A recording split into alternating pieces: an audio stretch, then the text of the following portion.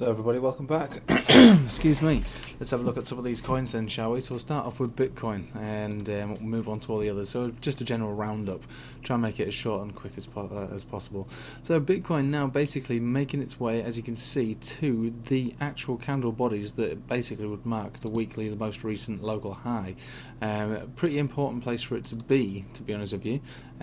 Closing above here is going to be bullish. On a weekly, definitely, we've still got one more day to go. Closing above here on a daily, still bullish, but the weekly is the one that's going to take us to the next level. Even so, we've made our way to that level now, and technically we're just above it. So it's looking pretty good. What I'm going to say though is the same as I've always said these last few days. The RSI is getting overstretched on a daily, which does stand for something, but it doesn't mean that there's not more room to go. We could explode still, definitely. We could look for having another wick like this. To be honest with you, and that wouldn't be a shock to see something like that at this point. Now there's a lot of momentum on this. Now we've got a positive cross again on the MACD. So the only thing against us is this RSI, but we've got this far so far. There's no reason why we can't push our way even up to and above 10,000. I know that sounds ridiculous, but it's true. The RSI it's just one indicator to tell us that I mean look at what happened here. I mean, RSI poked way above at this level here, poked way above at this level here, poked way above at this level here. What continued to happen? We just kept on going up. But the problem is if we keep going up, we will eventually have to come back down again. So it depends how you want to play your cards. Realistically, if we wanted Bitcoin to have continuous sustained growth, we'd like to see a sideways price action at this level, or maybe even a little pullback would be nice. Give us time to reset, and then next week or the week after that, then we can make another really big push of over 10, maybe 1,500. That's what we're really looking for. But at the moment, the alts are playing the cards well. So we go to Ethereum, which for those on my Telegram chat, if you want to join my Telegram chat, by the way, just go to my Twitter feed. It's a pinned tweet on my Twitter account. You'll recognise my symbol. But yeah, for those on my Telegram chat, you all know that Ethereum is my biggest holding actually.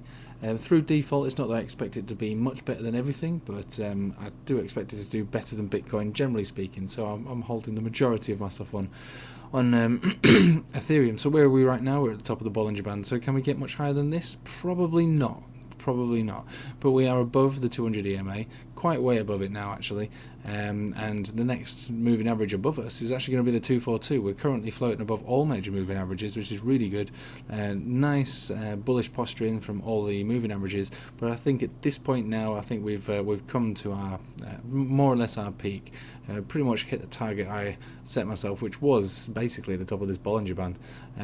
So my longs have been closed at this level. I'm waiting for a pullback now, and then I'll get back involved. Apart from the Ethereum that I'm actually holding, which is, like I say, it's my biggest holding. So that's essentially like a bit of a hodl for the best part of the new year. I'd probably give that until May, June maybe.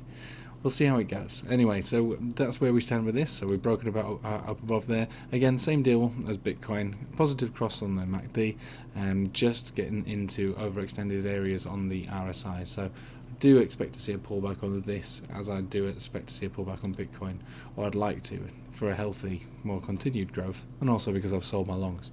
BNB's definitely got a little bit further to go. Bit of an underperformer at the moment, even though it's doing okay. I think this one's a bit of a sleeping giant. I think what we're going to see is we are going to see some big moves coming out of this one. Bit of a delayed fuse on it, to be honest with you, because we're just now above the 200 EMA.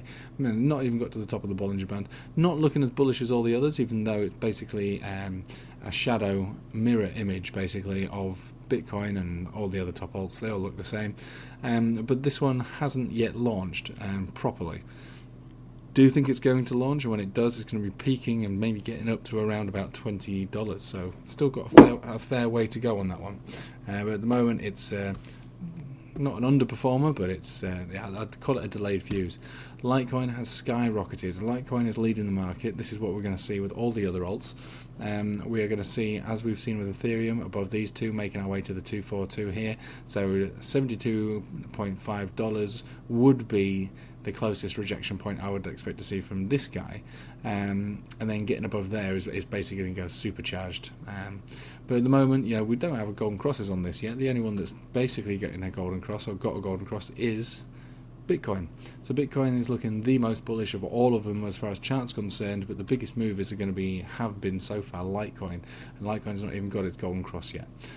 Massively overextended here, huge positive cross on the MACD. So again, just like all the other coins, I do expect it to reach a local top at the moment.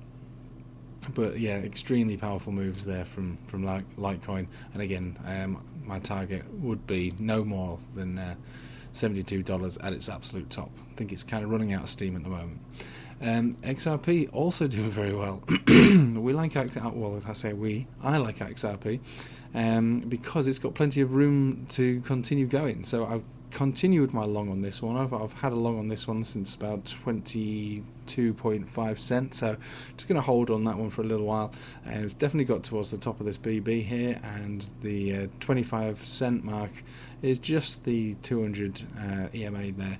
So I'm just going to keep this one. I'm just going to keep holding this one, to be honest with you. It's a decent long to have, I believe, especially at the entry point I got it at. Pullbacks would probably bring it back down to where I bought it from, which is basically where I bought it from when it was bouncing on this green 50. If it ever falls down that far again, it's definitely a decent place to be picking it back up at. But again, rejection probably at the top of the Bollinger Band at 25 cents exactly, or maybe getting closer to 26 cents if it did break above there. 25.8 cents, I would expect a rejection at that level, and then we can talk about buying it back again. I'm not a financial advisor, by the way. It's definitely not financial advice. Matic decided to move finally today. Getting rejected from the itchy cloud resistance here, you see, and it's a strange resistance cloud to be having here because it's a sheer drop here. So it's making its one big attempt to get into it and above it. The fair play to it, though, is done very well. Can it hold this for the next few days? That's the question. We've definitely not got that death cross, so you could argue that we're playing out our golden cross still. Resistance of 2 cent incoming, I would say. That's when things will get interesting, when we reach 2 cent. I would expect a rejection, but if we don't get a rejection, I probably would be thinking about getting involved in this one myself, depending on the situation and the nature of the rest of the market. But yeah, it's moving with the rest of the alts, which tells me that in many ways it's adopting the market sentiment, and it's not. Matic used to do its own thing, and it still probably is in some ways going to be able to do its own thing, but now there's more money involved in it, and you could call it as one of the top alts. I think it's in the top 50. I'm not entirely sure. It's been up and down so far with moves like this. I mean, it's going to do. But it's definitely moving with the rest of the market. Now, it started off doing these moves on its own today, and then the market moved afterwards. So it might be a coincidence, but I have noticed there have been some similarities with the way that the rest of the market moves with Matic. It's different to the other IEO coins, which we'll move on to one in a little bit, which definitely does its own thing. Same with BTT, kind of does its own thing. But yeah, rejection into this cloud. So tomorrow we will be in the cloud, and we'll just have to see how we react to it. But at this price level that we're at right now, it's quite good. And even the pullbacks that we've had recently, it's not brought us down any further than this guy here, which is the 200 simple.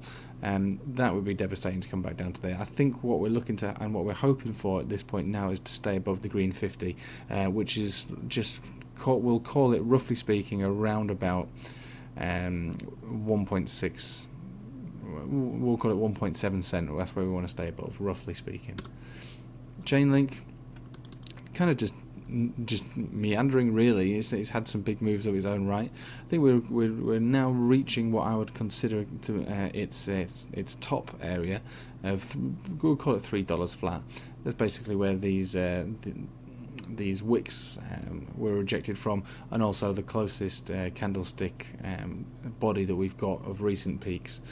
So if we can break above there, that'd be great. So that'd be $3 flat. Breaking above $3 flat, we're basically looking to make really big sizable moves at that point, maybe coming up quite close to our all-time highs.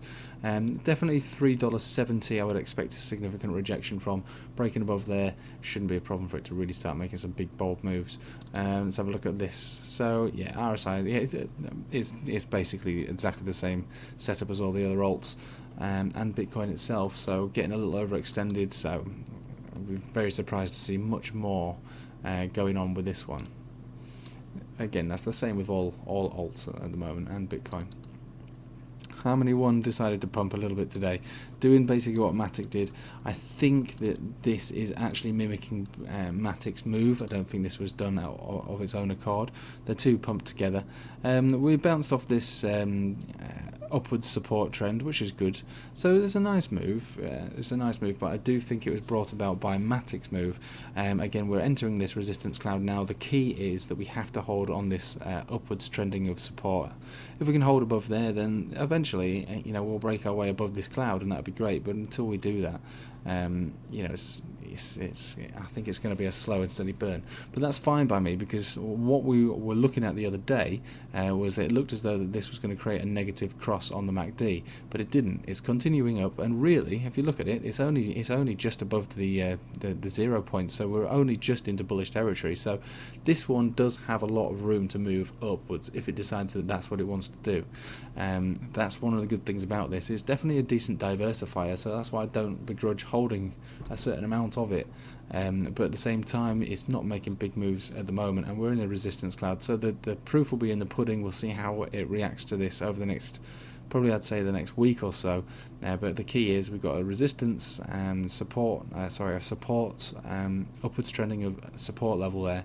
We're in a resistance cloud, so it will be a very telling time for it now, probably all the way up until February.